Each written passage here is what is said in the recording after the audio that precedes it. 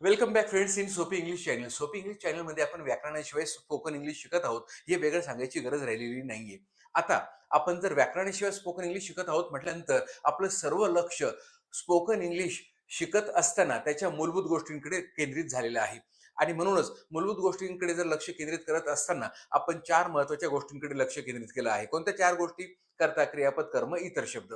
आता कर्ता, क्रियापद, कर्म, इतर शब्द या मूलभूत गोष्टींकडे जेव्हा आपण लक्ष केंद्रित करतो तर त्याच्यातही सर्वात जास्त लक्ष केंद्रित कुठे करायचं आहे? क्रियापदाच्या रूपाकडे. जसं क्रियापदाचं रूप असेल त्याच्यावरून आपण सहजतेने काळ ओळखू शकतो आणि त्या काळानुसार आपण त्या वाक्याचा अर्थ सहजतेने लावू शकतो. आता हे तर झालं, मी तुम्हाला सांगितलं की काळ कसा ओळखायचा आहे, की क्रियापदाचं रूप कोणतं आणि त्याचा त्याचा अर्थ कसा काढायचा आहे, तर तो कोणत्या काळामध्ये रूप आलेला आहे त्याच्यावरून आपण त्याचा अर्थ काढायचा. आता हे करत असताना आपण साधा वर्तमान काळ शिकलो. साधा वर्तमान काळामध्ये क्रियापदाचं पहिलं रूप लिहिलं आणि बोलताना पण क्रियापदाच्या पहिल्या रूपाचा उपयोग करणार आहोत. अपूर्ण वर्तमान काळ शिकलो, त्याच्यामध्ये आपण एम इज आर आणि क्रियापदाला आय एन जी लावला आणि लिहित असताना त्याचप्रमाणे बोलत असताना पण आपण त्याचाच उपयोग करायचा आहे, एम इज आर आणि क्रियापदाला आय एन जी. आणि आता पूर्ण वर्तमान काळ शिकत आहोत आपण. पूर्ण वर्तमान काळाच्या शेवटच्या टप्प्यावर येऊन येऊन पोहोचलो आहोत. पूर्ण वर्तमान काळामध्ये आपण क्रियापदाचं तिसरं रूप घेतो, परंतु त्याच्या अगोदर हॅव हॅज घ्यायला विसरत नाही. म्हणजेच पहिलं रूप वापरलं तर साधा वर्तमान काळ, ॲमिजार आणि क्रियापदाला आय एन जी वापरला तर अपूर्ण वर्तमान काळ आणि हॅव हॅज आणि क्रियापदाचं तिसरं रूप वापरलं तर पूर्ण वर्तमान काळ. तर अशा सॉरी तर अशा प्रकारे तुम्ही सहजतेने काळ ओळखू शकतात. कारण की काही विद्यार्थ्यांची अशी तक्रार आली होती की सर, तुम्ही काळ हळूहळू टप्प्याटप्प्याने शिकवतात, आम्हाला ते समजत सुद्धा आहे, परंतु आता टप्प्याटप्प्याने काळांची संख्या वाढत चालली, शिकवण्याची संख्या वाढत चालली आहे, तर मग आम्ही कसं ओळखायचं की हा कोणता काळ आहे? तर हा कोणता काळ आहे कशावरून ओळखणार? क्रियापदाच्या रूपावरून आणि त्याच्या पुढे येणाऱ्या सहाय्यकारी क्रियापदाच्या मदतीने आपण सहजतेने काळ ओळखू शकतो. तर आता आपण या अगोदर काय शिकलो? प्रेझेंट परफेक्ट टेन्स, पूर्ण वर्तमान काळ आणि पूर्ण वर्तमान काळाचा आपण होकारार्थी रचना, नकारार्थी रचना शिकलो. येस नो टाइप क्वेश्चन्स शिकलो आणि आता शेवटचा जो टप्पा आहे तो टप्पा म्हणजे WH टाइप क्वेश्चन्स. आता आपल्याला हे शिकायचं आहे. आता आपण शेवटच्या टप्प्यामध्ये आलो आहोत, परंतु तुम्ही म्हणाल की सर, जर आपण शेवटच्या टप्प्यावर आलो आहोत तर मग हे सर्व सूत्र का दिले? याचं कारण असं आहे की मी तुम्हाला एक टेक्निक देऊ इच्छितो. हे एक्स्ट्रा देण्याची तशी काही गरज नव्हती, परंतु तुम्हाला एक तंत्र, एक टेक्निक म्हणजे सहजतेने कोणतंही वाक्य कसं आपण करू शकतो किंवा सहजतेने सगळे सूत्र कसे लक्षात राहू शकतात. कारण की आपण 12 उपप्रकार शिकणार आहोत. 12 उपप्रकार शिकणार आहोत म्हटल्यानंतर प्रत्येक काळाचे 6 रचना म्हणजे 6 सूत्र असणार आहेत. 6 सूत्र सर, 6 म्हटल्यानंतर 12 सकून 72, मग आम्ही 72 सूत्र लक्षात ठेवायची का स्पोकन इंग्लिश शिकण्यासाठी? मुळीच नाही मित्रांनो. आपल्याला 72 सूत्र लक्षात ठेवायची गरजच नाही. कारण 12 उपप्रकार आहेत तर जास्तीत जास्त 12 सूत्र पाठ करायची आहेत आणि त्याच्या सहाय्याने सर्वच 72 सूत्र तुम्ही सहजतेने करू शकतात. ते कसं? आता ह्याच काळाच्या सहाय्याने मी उदाहरण देऊन सांगतो, म्हणजे जेणेकरून ही गोष्ट प्रत्येक काळाला लागू असेल. आता बघा, आपण जसं प्रेझेंट परफेक्ट टेन्स शिकत आहोत आणि त्याच्यातलं आपल्याला एक सूत्र माहिती झालं. बस फक्त एकच सूत्र. कोणतं? जसं कर्ता, हॅव हॅज, क्रियापदाचे तिसरे रूप, कर्म आणि इतर शब्द. हे एक सूत्र माहिती झालं की मग आपल्याला काय करायचं आहे नकारार्थी रचना करण्यासाठी? फक्त त्या काळासाठी जे सहाय्यकारी क्रियापद वापरतो त्याच्या पुढे नॉट टाका. झालं. मग सूत्रपाठ करायची गरज आहे का? नाही. आपल्याला माहित आहे की केवळ मला नॉट टाकायचंय.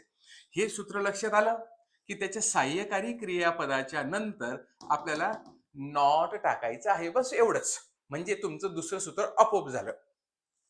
आता यालाच जर आपल्याला येस नो टाइप क्वेश्चन करायचं असेल तर काहीच करायचं नाही. थोडंसं लॉजिक लावायचं. म्हणजे आपण म्हणतो ना का जुगाड. काय जुगाड करायचा? हा जो हॅव हॅज आहे तो फक्त कर्त्याच्या अगोदर आणून ठेवायचा. झालं येस नो टाइप.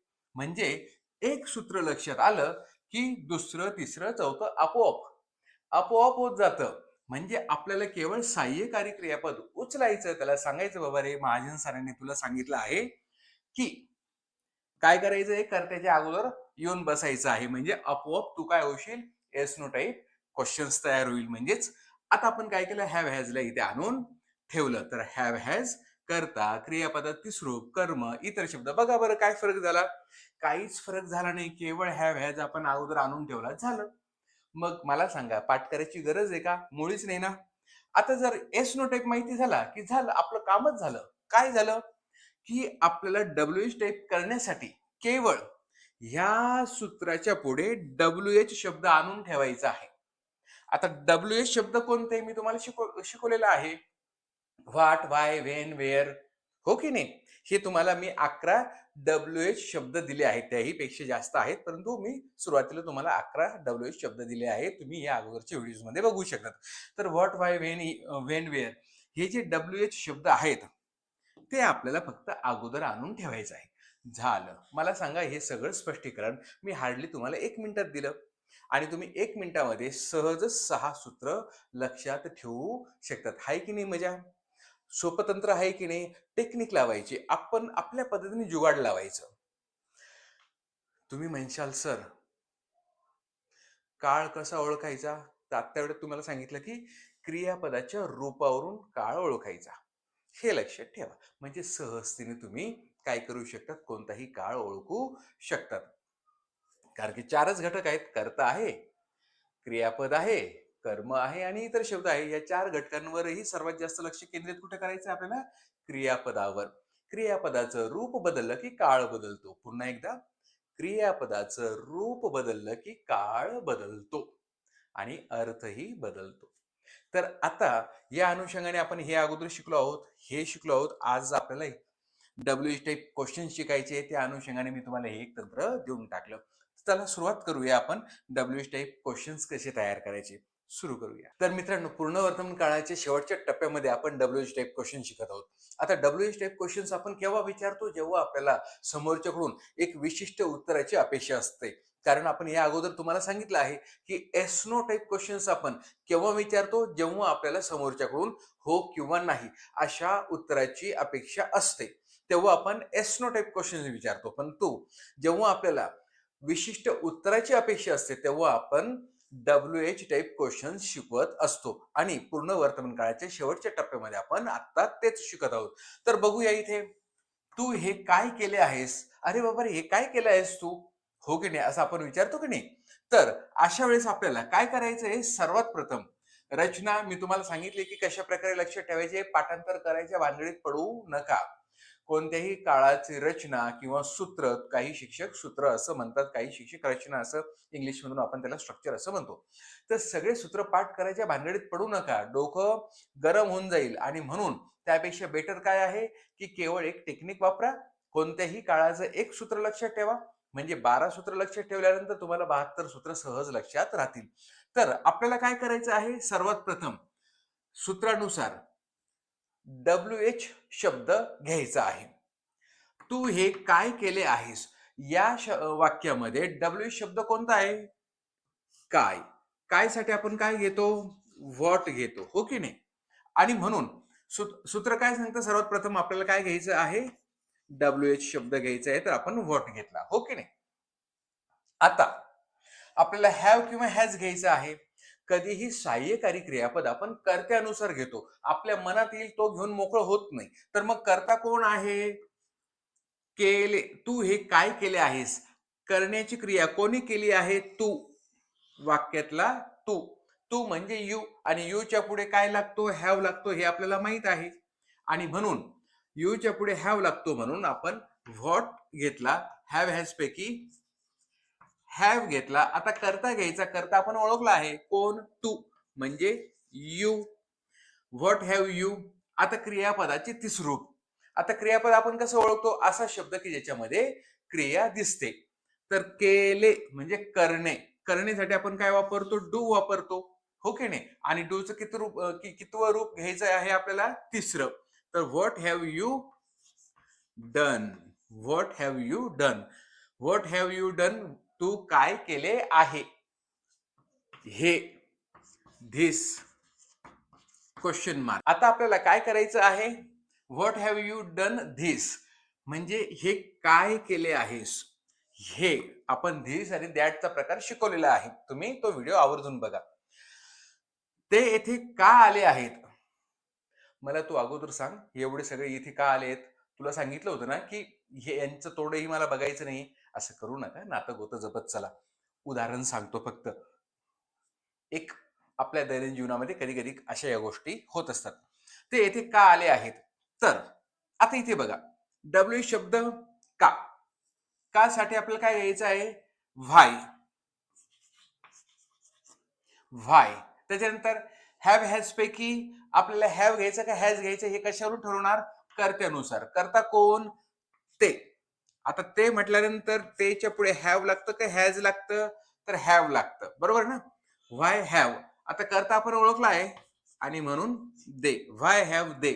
आणि येण्यासाठी क्रियापद कम. त्याचं तिसरूप काय आहे? कम.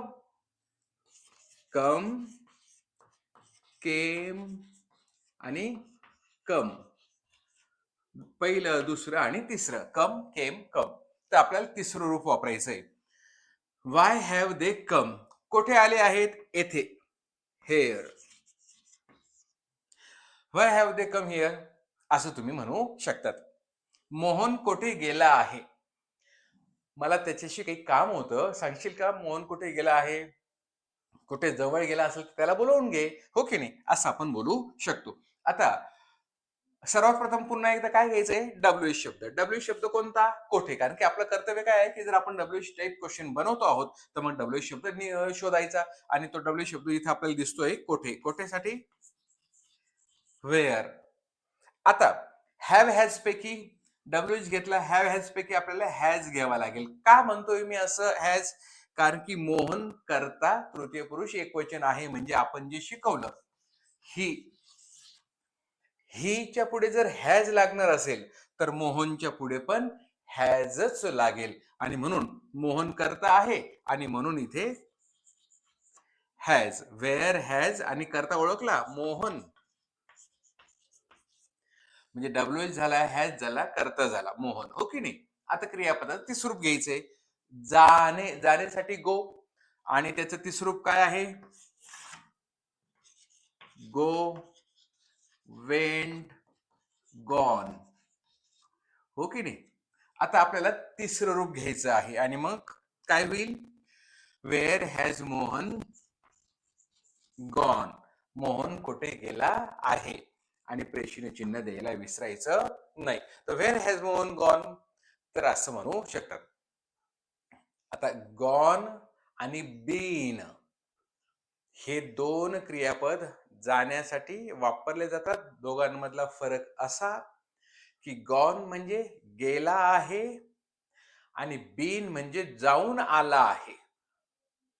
याच्यावर आपण 5 मिनिटाचा एक छोटासा डेडिकेटेड सेपरेट व्हिडिओ बनवू, की तुम्हाला गॉन केव्हा वापरायचा आणि बीन कुठे केव्हा वापरायचा, याच्यातला फरक तुम्हाला मी नक्की सांगेल. आत्ताच सर्व जर सांगितलं तर आपल्या विचारांच्या, कल्पनांचा आणि शिकण्याचा, म्हणजे आपण जी शिकत असण्याची प्रक्रियेचा सगळा गोंधळ उडेल. एका वेळेस एक व्यवस्थित समजून घेतलं की आपल्याला समजण्यास मदत होते. त्याने अद्यापही तुझे पैसे परत का केले नाहीये? आता नाहीये, नाही अधिक आहे, नाहीये असं आपण जलद गतीने बोलत असतो. आता ह्याच्यामध्ये सर्वात प्रथम आपल्याला काय करायचं आहे? डब्ल्यू एच शब्द शोधायचा आहे. डब्ल्यू शब्द कोणता? का. का साठी आपण काय घेणार? व्हाय. वाक्य होकारार्थी आहे की नकारार्थी? तर वाक्य नकारार्थी आहे, म्हणून आपण रचना सुद्धा नकारार्थी वापरत असताना नॉटचा उपयोग करणार आणि म्हणूनच व्हाय हॅज ही नॉट. आता तुम्ही म्हणाल की सर हा हॅज का आला? तर करता कोण आहे? त्याने. त्याने म्हणजे आपण ही घेत असतो. त्याने म्हणजे हीच्या पुढे हॅव हॅज पैकी हॅज लागतो. Y has he. आता वाक्य नकारार्थी आहे, म्हणजे प्रश्नार्थक वाक्य हे नकारार्थी आहे, म्हणून आपण नॉट घेतला. डब्ल्यू एच हॅव हॅज पैकी हॅज, करता ही आणि not. Y has he not? परत करण्यासाठी return back. Return back. Give back म्हटलं तरी चालेल, पण रिटर्न बॅक तुम्हाला माहिती असलेली चांगली गोष्ट आहे. तर why has he not return, return. तर आपण रिटर्नचं तिसरूप रिटर्न्ड वापरलं. तर why has he not returned? तर कर्ता क्रियापद झाल्यावर छोटासा अर्थ तयार होतो. काय अर्थ झाला? त्याने का परत केले नाहीये? काय परत केले नाहीये? तुझे पैसे. म्हणजे आपल्याला कर्म भेटलं. म्हणजेच why has he not return your money back? अजून काही उरलंय का? तर हो, अद्यापही. अद्यापही म्हणजे yet, question mark. Why has he not return your money back yet? असं तुम्ही म्हणू शकतात.